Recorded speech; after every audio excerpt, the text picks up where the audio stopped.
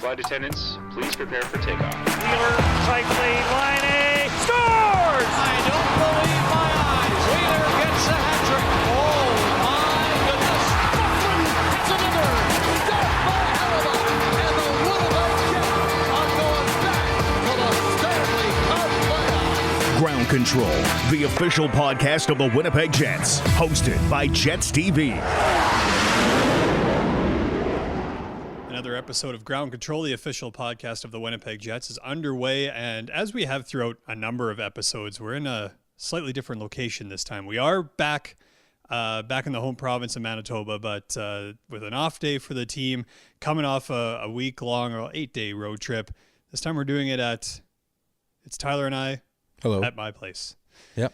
Yes. So if you hear any dogs barking because a parcel comes to the door or something, we apologize, but that's where we're at. The dog's really cute, if that makes a difference. Yeah. Oddly enough, named Jet. But that's because he's black in color, so we're going with Jet Black here. Although I will say, when I do take him out for a walk, and I've got my a Winnipeg Jets toque on and a Winnipeg Jets jacket, and then sometimes even Jets sweatpants, and people ask me what the name of my dog is, and I say Jet, sometimes you get a little bit of a look like this guy. You need to go shopping more. I think that's what we've learned here. Just got back from the road trip, as I mentioned, Tyler. A week-long 4-game trip that saw the Jets play, 3 teams that were currently in playoff positions. The only one that wasn't was the Columbus Blue Jackets, so they were kind of fighting for a playoff spot. Just kind of high level, just kind of what kinds of stuff sticks out to you from the road trip? Yeah, I mean, obviously, Blake Wheeler said it best, 500, kind of shrug your shoulders and go, okay, yeah. not terrible, not great either, but I like the games from the Winnipeg Jets. I know they didn't love their game against Tampa, but I think it was a closer game than what the score had indicated. Kicking things off in Columbus, I thought Columbus was a really hungry team, and one of the themes that's been talked about is matching the intensity of these desperate teams who are fighting for their playoff lives. And I thought the Jets really did a good job of not only matching that, but then snuffing it out and then transitioning into that Tampa game. We don't need to go into it too deep, but like I said, I thought I liked the game the guys played for a good chunk of that. The Carolina game, that one was one I was not expecting. Yeah, me either. Putting up an 8 spot, now score effects being what they are, it wasn't 8-1 is 8-1 is 8-1, I suppose, but yeah. Definitely a great effort by the Winnipeg Jets. Good goaltending from Laurent Brossoit. The part of the game that really stuck out to me in Carolina was they go up, I believe it was 3-0, and then Carolina had their push, and I thought the Jets weathered that storm nice. really well. And then poured it on into the second and third period, and then obviously Sunday night's game in Tampa or in Washington. I thought that was one of the best games the Winnipeg Jets played all season long, and like we talked about before we started recording, it's just one of those that'll happen, and yeah. I have a feeling the hockey gods will right that ship at some point, because Carl Hagelin's hit on Mark Scheifele was not received well by many. And guy comes out of the box and scores the game-winning goal. So that's a tough pill to swallow, a little deflating. But, Mitch, what were your thoughts on the game in Washington last night? Well, it was interesting because I thought Brian Little actually, his comments kind of echoed kind of what I think I would be feeling if I was in their situation. You kind of come into Washington playing against the defending Stanley Cup champs, and at that point, we're leading the Metropolitan Division. I believe they still are as we record this podcast. And you're going in there, you're sitting 2-1 on the road trip, and you put forth this fantastic effort, especially 5-on-5. I thought they were really good. They were really good on the penalty kill. Power play was something that they all, to a man after the game, kind of lamented, like that was kind of where the opportunity really was. You outshoot Washington 34-18. You do a number of things really well and then don't get the reward. So Brian Little just kind of said, that's what probably stings the most is you come in 2-1, you have a chance to go 3-1 on a really difficult road trip. You end up 2-2, so it's a little bit bitter. And of course, there was the goal that wasn't, or maybe was, or could have been, that did involve Brian Little and Adam Lowry. So that was one that Paul Maurice just kind of said would be something he would challenge over and over again just to try. I believe what Paul Maurice said after the game was he thought the puck was in prior to a lot of the pushing. It's just that when Phoenix Copley got up, after he was kind of shoved into the net by the way the officials saw it, that's what kind of led to the goaltender interference. But it was when Copley got up and the puck was in the net that Paul Maurice thought it had already been in there. So that was a tough break to go against the Jets. And then, of course, Washington gets the empty netter late and final score being 3-1. But one of the good things that kind of does come out of a road trip like that, you've come off the trade deadline, you play a couple of games at home, and then you head out on the road. And I thought it was interesting in Carolina after the game where Kevin Hayes, Nikolaj Ehlers, and Kyle Connor were a forward line and played very, very well throughout that game. Both, Hayes, Ehlers, they both score. Kyle Connor gets one on the power play late. That line was all over the ice. And he said something interesting. It was just the fact that in the Eastern Conference, you're so close together in terms of proximity to the teams that you play the most often that really you only have a couple of extended road trips where you go out to Western Canada or to California. He said this road trip was really good for him personally, just because he was able to get to know some of these guys a little bit more. Yeah, for sure. And I think getting to know the guys off the ice translates onto the ice. And like you said, that trio was a force against Carolina. And I thought they were really good against Washington too. And on the trip as a whole, I thought they were good. The thing that really impresses me about Kevin Hayes, and I don't know if you've noticed this, but his ability to sort of make something out of nothing and make that play when you thought he was completely down and out. I know the one goal against Carolina where he was being pressured by the defenseman and he waited until the one defenseman had turned his head so that he doesn't see Ehlers, and then boom, he makes the pass and it's in the back of the net. And I just thought his playmaking ability is superb, and he's got a heavy shot too. He let one go in against Washington, and Phoenix Copley bobbled it a bit. So definitely very impressive. And yeah, definitely some interesting comments from him about the road trips when you're in the East. So get ready. We got, the Jets have 2 more left to go, and they're not easy ones either. Yeah, and I mean, it was interesting because the more you watch Kevin Hayes, the more I think you kind of start to appreciate what he brings to the table. Really good in the faceoff dot, and then just I've found very good with his stick, whether it's defensively or even in the faceoff dot. There's been a couple times where it looks like he's going to go in and try to win it on the backhand, that all of a sudden he just almost tightens up the distance between his hands and then swings his hips and pivots, and all of a sudden he's won the draw on the forehand. Mm-hmm. And he's done that a couple of times, and I don't know if it's something that he's done throughout his career. I think to be able to be that good at it, it's something you've done pretty frequently. But I would guess that's definitely something that stands out to me. Obviously, a 3-game homestand coming up for the Jets after that road trip, and you mentioned it doesn't get a whole lot easier. You got San Jose for the 3rd and final time during the regular season. You got Boston, who just had I believe it was 19. They did get to 19 game point streak snapped by the Pittsburgh Penguins not too long ago. So even though that streak is over, they're still a real good team coming into Bell MTS Place on Thursday. And then you have the final matchup of the regular season against the Calgary Flames on Saturday. So obviously a real tough road trip, but also a busy one at the rink. March 14th against the Boston Bruins is Go Green Night. The 2nd annual for the Winnipeg Jets. So lots of stuff around the environment and sustainability, and just the ways that Bell MTS Place kind of continues to be one of those places that, there's a number of things that they do. Around 100 pounds of cardboard recycled every day at Bell MTS Place, 2,000 pounds of kitchen scraps, coffee grinds composted. There's a number of things that you'll be able to learn about that day. But the other one that's coming up this week on the 12th, prior to the game against the San Jose Sharks, is the 3rd initiative that the Winnipeg Jets wives and girlfriends do this season. It's called Lucky Pucks, where basically you can spend $40.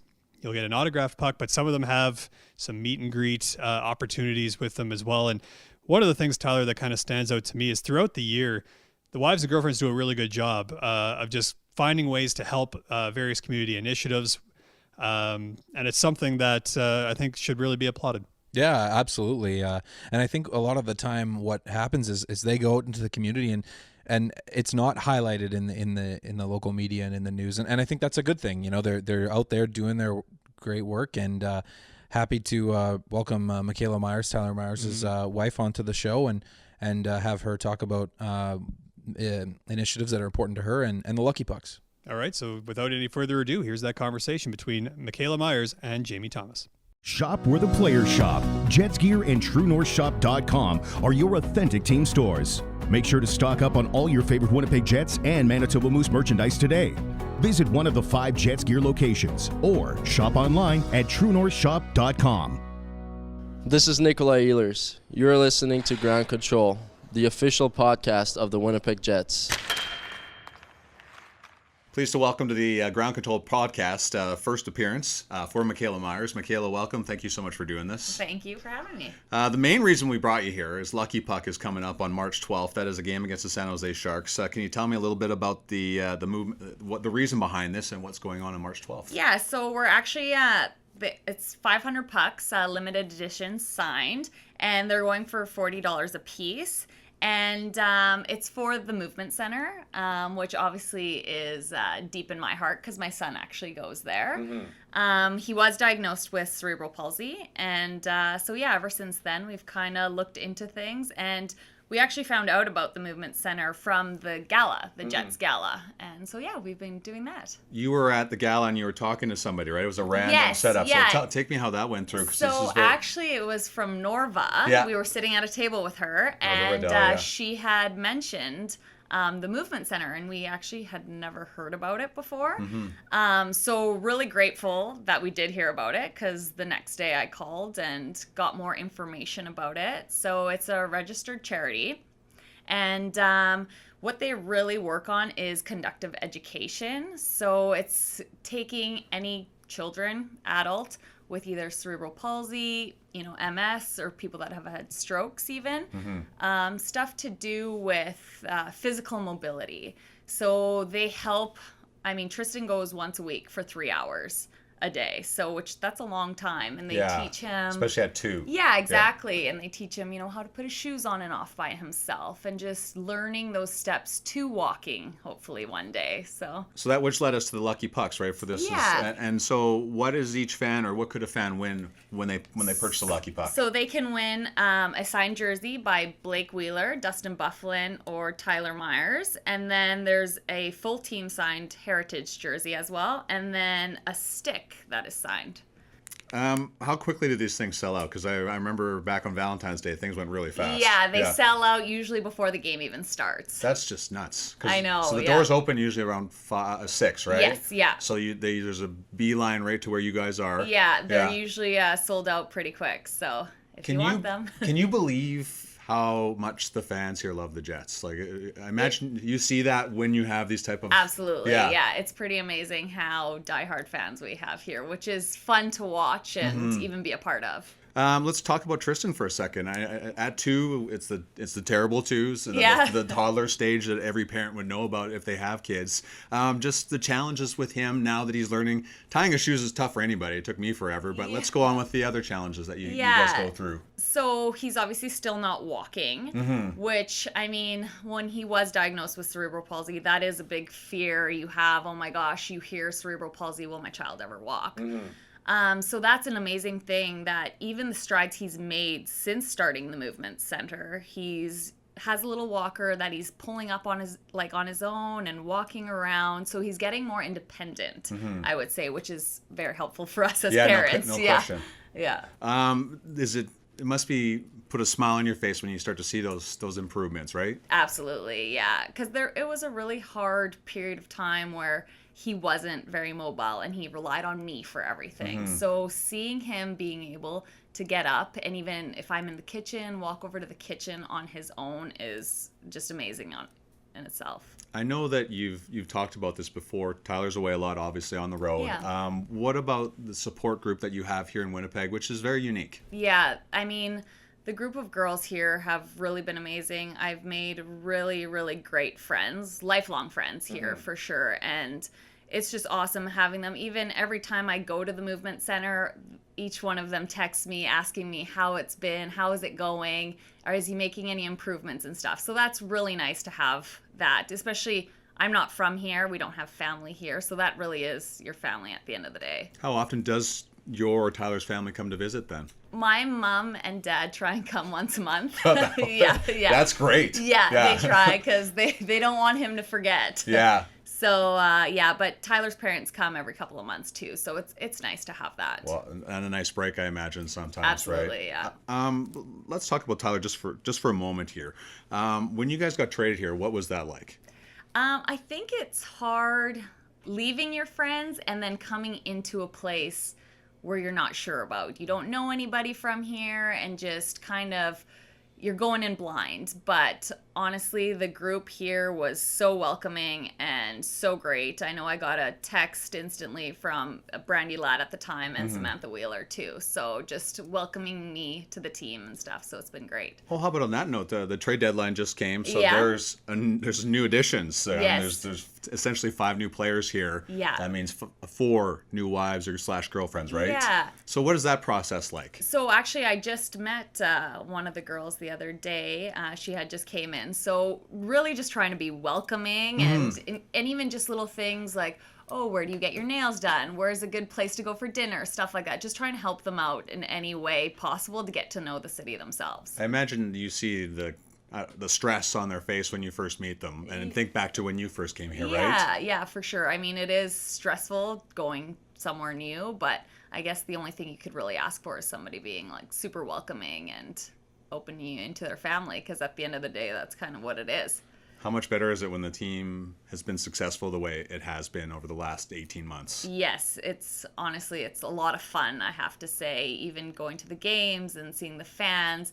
And also playoffs last year was so much fun. That was first time, like really getting to experience that was awesome. Was it now, when each day goes by, how much of the stress comes through in the family? Like everything is 100 times 100 during the postseason. So what's the nuances like at home at that point? I feel like if they're doing well and winning, it's good. Yeah.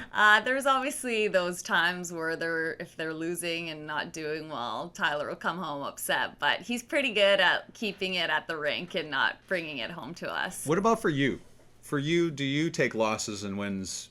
You know what I'm getting at here? Yeah, I do. Do you take losses hard or wins in a great way, or do you celebrate more than, say, Tyler would at that point? We definitely take wins in a great way. Us girls, we definitely have lots of fun and we enjoy it. And it's obviously, you never like seeing the guys losing. So if they lose, you're always bummed for them, right? Because it affects you too. You're always upset for them. You're the first person they see. Yeah, exactly. You're like, oh no. Or if they don't have a good game, you're like, oh no, that wasn't a good game. Right. You know, you worry about stuff like that. So what's the biggest difference between Tyler from the start, when you guys started getting together, and then to now as an individual, as a person?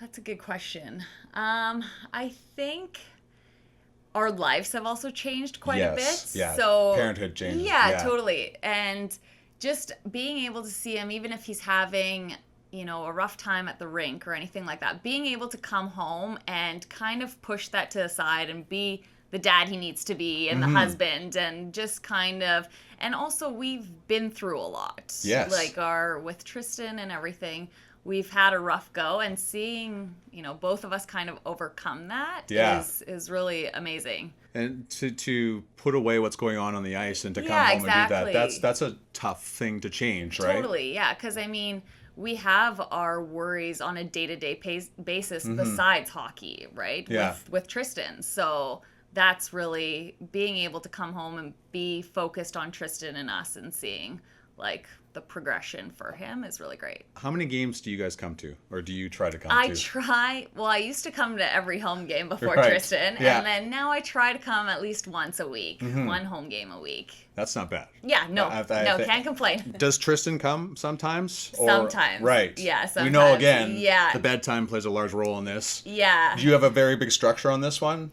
For the bedtime? Yeah. Are you a very structured person, or are you you're movable on these things? I am, especially since we did sleep training. Right. So we like to stick to the sleep training routine. For sure. It just takes one time to miss that window, and it ruins everything. So you're very conscious of the windows. Yeah, and also it's more enjoyable for me when I come without him.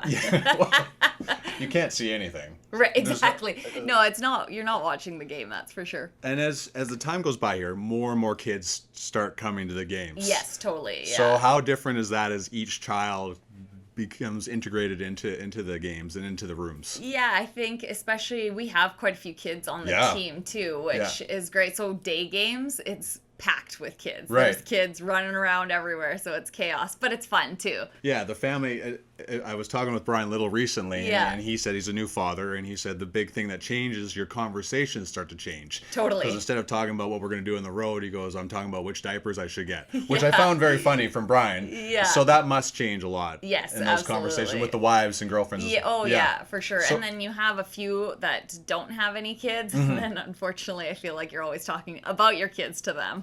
What else is there to talk Right, about? yeah. That's We really all do it. And you look at each, what's wrong with you? Don't you have kids? Yeah, So exactly. a person with no kids will clearly never understand what's going on. Until they have kids. Exactly. Yeah. So another thing about the community here in Winnipeg, since it's so small and it's a small market, what do you admire about that, especially going through the things you have gone with Tristan and Tyler? Yeah, I feel like we've had a lot of support, even throughout everything, just with even the hospital that Tristan was at. The support we got there was amazing. And even just stuff like at the Movement Centre and, with physio, and the community and the team has been really helpful throughout that. You obviously would meet people that are going through the same thing as Yes. you. Is there someone you could say off the top of your head that you share a lot of these moments with, or that you enjoy, or that you get some therapy out of talking to, I guess? Yeah, I mean, to the girls, I always I have my few girls that I can kind of vent to and Right. release. It's always difficult because Tristan's are normal. Okay. Right? To them, their normal is a very different thing. So I find my support actually is through the Movement Center, because there is those moms and dads there who understand what you're going through.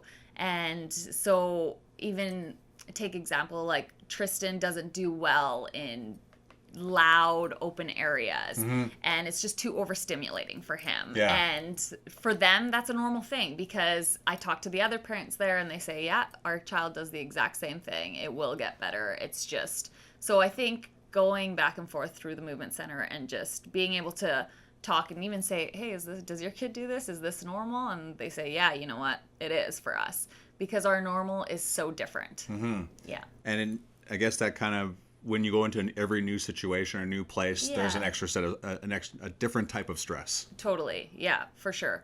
There is. But, I mean, the group of girls here, I just can't stress enough how great they are and supportive.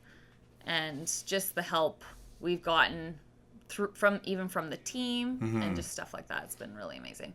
Paul Maurice is a very unique coach, a very unique person. Is that kind of from top to bottom the way you would, discuss the Winnipeg Jets organization? Yeah. Yeah. Yeah. The support you get. Yes, from- totally. yeah. Absolutely. Yeah. The support and everything. Just like the community of the team is really great. Well, I know we're all looking forward to the playoffs this year. Yes. Is there anything else you want to get out of the way, talk about here before we sign off? I don't think so, unless No. you have any other questions. I'm good. No? All right. All right. Thanks, Michela. I appreciate Thank it. you. Thank you. 50/50 tickets are now available online for all Winnipeg Jets games. Buy yours before the start of the third period by visiting tnyf.ca/5050 in support of the True North Youth Foundation. So a big thank you to Michela Myers for taking time out of her busy schedule, not only as a mom, but as, someone that's heavily involved with the Winnipeg Jets wives and girlfriends and all the initiatives that they do. For more information on Lucky Pucks, so you can be ready to go for the big day, head to winnipegjets.com. Also, one of the big things coming up this week, Nikolaj Ehlers becomes the next member of the Winnipeg Jets bobblehead club, if you will. That's also coming up on Tuesday against the Sharks. Do you collect bobbleheads? Do you collect anything? I don't really collect bobbleheads anymore. I have a pretty big collection of the 2002 Canadian Olympic team bobblehead set. My collecting thing is I collect lanyards, as you know, at every arena stadium that I go to. So luckily, quite fortunate in this job. I have just about every NHL rink. I can't believe this. I forgot in Tampa to go look. Unbelievable. A good coworker would have, known that is something that you do and Absolutely. brought it up. And this will be coming up in your review. But no, collecting the lanyards is cool. And how about yourself? For me, it's mostly media credentials. Much, I think, to the chagrin of my wife at some point. I think early on she was definitely behind it because it was something new that I was doing in this job, and Now, though, when she's finding them in like drawers everywhere and inside suit jackets. Yeah, they start to litter the house a little bit. Yeah, so that's big Nikolaj Ehlers bobblehead night coming up. It's also a big homestand for the Winnipeg Jets. San Jose, Boston, Calgary, 3 big tests coming up, Tyler. Yeah, like you said, I think this is truly one of the ultimate tests on the schedule for the Winnipeg Jets. You have San Jose, who's been a really good team. You have Boston, who just came off, I believe it was a 19-game point streak. And then also Calgary, who the Winnipeg Jets haven't been able to solve this year. You look back at the game against San Jose prior to the Eastern Canada road trip. Winnipeg surrendered a third period lead to San Jose, and that is sort of what started this next segment of the schedule. I think that's a game that sort of you can look back on and sort of see where some of these trends possibly came from. But I look at this homestand as a way to sort of get back on track, right that ship, find the game that you know you can play, and I think we definitely saw large portions of that on this previous 4-game road trip. So really excited for the current homestand. How about yourself? What are you looking for? Well, Paul Maurice often references there's a 5-game homestand and a 6-game stretch last March that he felt the team really took a huge step. And actually, oddly enough, Boston was part of that homestand. The Brandon Tanev hat trick. Yes, exactly. And so I'm looking forward to seeing if this could be the opportunity. I've asked kind of a couple of players about that, and they said it's just, it could be an opportunity for that. It's just a matter of they just want to establish some consistency, and of course they want to get healthy. I mean, Dustin Byfuglien was on the 4-game road trip that we were just on, came home. Paul Murray said it wasn't really necessarily a setback. It's just after a certain amount of time with the injury, they felt there's another bit of treatment that they could do. So they wanted to make sure Byfuglien got back and had that done as quickly as possible. Joe Morrow has also been skating with the team. So he's kind of slowly getting closer to a return. The only difficult part is practice time. There just isn't a whole lot, just because of the how busy the schedule is for the Jets. So lots to be interested about this week as the Jets continue a real difficult stretch in their schedule. But the other thing that we do have to touch on before we wrap things up here on Ground Control, the official podcast of the Winnipeg Jets, is Jets Rewards. All you faithful Jets Rewards members have been listening intently, not only for the great sizzling takes from Tyler. They definitely fast forwarded. Let's be honest. But your word this week, head to jetsrewards.ca, and for your Jets Rewards points, enter the promo code CAPTAIN. That's your promo code this week is CAPTAIN. And Captain Blake Wheeler and the Winnipeg Jets, big homestand coming up. They'll be ready for it. So Tyler, thank you for taking some time on your off day. Really appreciate it. And your off day as well. Just hard workers, Yeah, real off day hard Mondays. That's it for this week. We'll see you next week on Ground Control. This is Big Ground Control, the official podcast of the Winnipeg Jets, hosted by Jets TV. For Jets news, videos, and more, head to winnipegjets.com.